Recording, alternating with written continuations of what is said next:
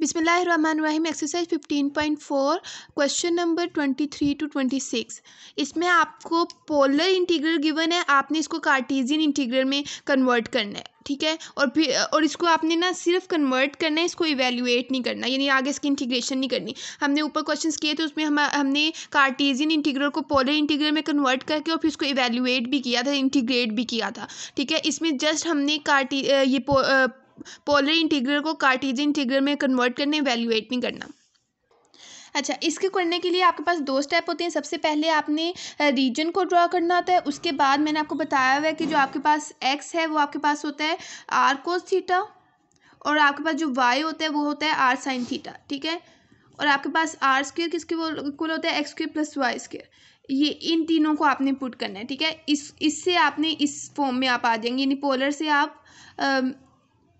से आप कार्टेशियन में आ जाएंगे, ठीक है, इन इक्वेशन को यूज़ करते हुए। तो अब आपके पास क्वेश्चन नंबर 23 में गिवन है 0 से π/2 एक लिमिट है आपके पास, यानी कि 0 से ये π/2 हो गया, ठीक है। और आपके पास है 0 से 1 हो गया, ठीक है। अगर आप साइन और कोस थीटा को अगर आप 0 से π/2 और 0 से 1 के दरमियान में अगर आप ड्रॉ करें तो आपके पास कुछ ऐसा आएगा, यानी कि आपके पास सेमी सर्कल ड्रॉ होगा। और सेमी सर्कल नहीं, सॉरी, क्वार्टर सर्कल आपके पास ड्रॉ होगा। तो जो क्वार्टर सर्कल होती है उसकी इक्वेशन क्या होती है, ऑब्वियस है, उसके हमने पीछे पढ़ते आ रहे हैं। उसकी जो इक्वेशन होती है वो होती है y = 1 - x², ठीक है। ये हमारे पास एक आंसर आ गया।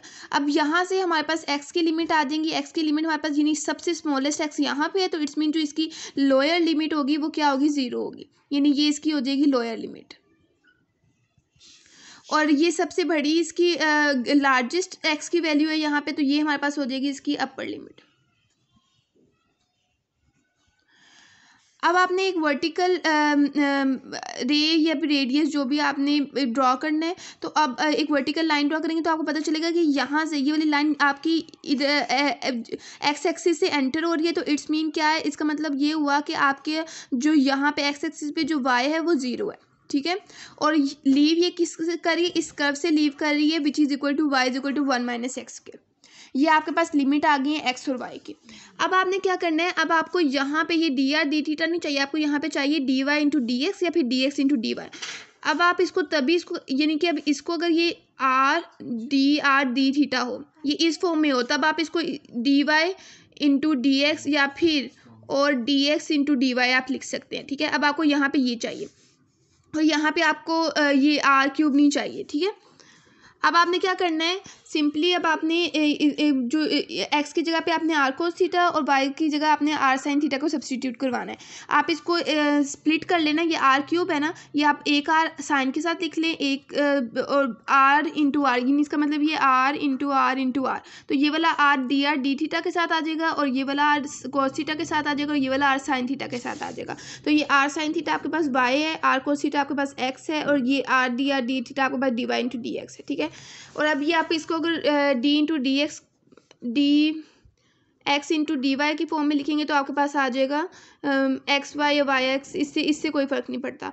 तो यहाँ पे आपके पास आ जाएगा 0 1 और यहाँ पे आपके पास आ जाएगा 0 1 - x²।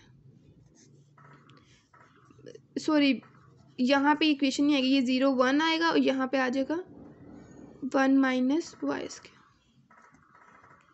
यहाँ पे 1 होगा, ठीक है। ये आपकी हो जाएगी dx × dy की फॉर्म में। अच्छा, नाउ अब क्वेश्चन नंबर 26 में आपके पास दो रीजन्स हैं, ठीक है। इसको आपने कार्टेशियन इंटीग्रल में कन्वर्ट करना है। तब आपके पास ये आपके पास r की वैल्यूज होती हैं, तो इसका क्या मतलब है, इसका मतलब है आपके पास r 0 है और r आपके पास 3 secant थीटा है।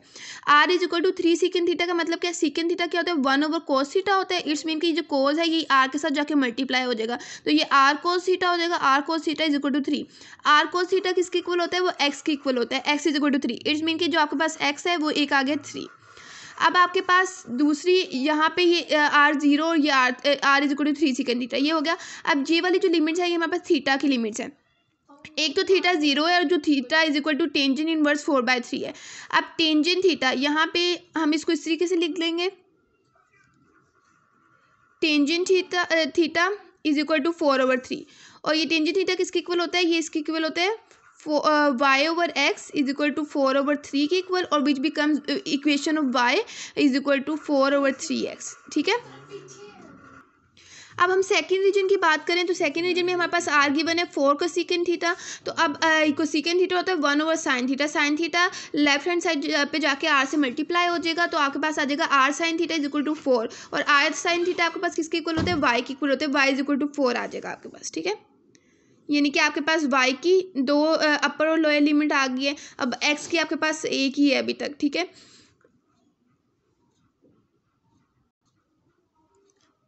अभी x है जो आपके पास वो यहाँ पे थीटा 0 था, यहाँ पे आपके पास r 0 था। ठीक है, और यहाँ पे भी आपके पास r 0 था, तो इट्स मीन जो आपके पास x है वो 0 से स्टार्ट हो रहा है। ठीक है, और वो 3 पे एंड हो रहा है, यानी 0 से 3 तक का उसका इंटरवल है। और जो आपके पास y है वो आपका 0 से 4 तक है। अगर आप ये वाला यूज़ ना भी करते ना सेकंड रीजन को, तो आप सिंपली बस आपने ये 3 आपके पास आ गया था ना, आपके पास एक एक ही आनी थी इनकी वैल्यू, और 0 से स्टार्ट होना था इसने।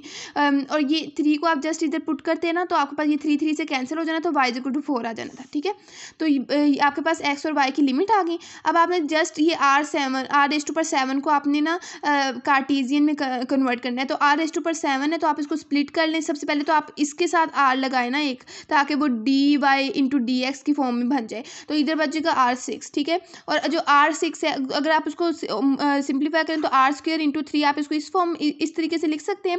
r² किसके इक्वल होता है, x² प्लस y² के इक्वल होता है, वो हमने इधर पुट कर दिया। ठीक है, अब x² प्लस y² का cube is equal into D Y into D X. D Y सबसे पहले आ रहा है, तो डी वाई की वैल्यू लिमिट्स हम सबसे पहले लिखेंगे, उसके बाद डी एक्स आ रहा है, उसके बाद हम डी एक्स की लिमिट लिखेंगे 0 से 3, 0 से 4। ठीक है, ये हमारा फाइनल, ये हमने पोलर इंटीग्रल को कार्टेशियन इंटीग्रल में कन्वर्ट कर दिया। अब ये नेक्स्ट है 27 से 32 तक क्वेश्चंस हैं। इसमें आपने एरिया फाइंड करना है पोलर कोऑर्डिनेट्स का। ठीक है, now let's see question number 30।